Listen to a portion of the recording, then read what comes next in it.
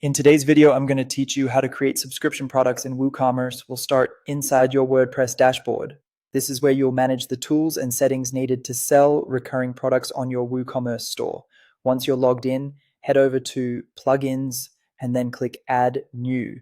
This is where you can install the subscription functionality that WooCommerce needs in order to offer recurring billing. From here, upload your subscription plugin, install it, and activate it. This step is essential because standard WooCommerce products don't handle recurring payments on their own.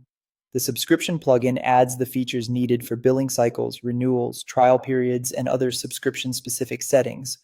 Next, make sure you also have a payment gateway enabled that supports automatic renewals such as Stripe. And this is a very important part of the setup.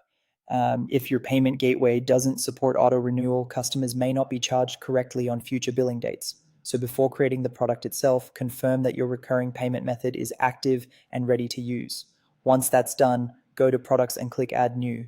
Here, enter your product name, write a clear description, and add a product image. Think of this as the main presentation of your subscription offer. A strong title, a helpful description, and a relevant image can make the product page much clearer for customers and help them understand exactly what they're signing up for. After entering the basic product details, scroll down to the product data box. Open the product type drop-down and choose simple subscription. If you plan to offer different options, such as multiple tiers or different billing frequencies, choose variable subscription instead. This choice determines how flexible your subscription product will be. Next, under the General tab, configure your subscription terms. This is where you define how the subscription works. You'll set the price, the billing interval and billing period, the subscription length, any sign-up fee, and any free trial period you want to offer.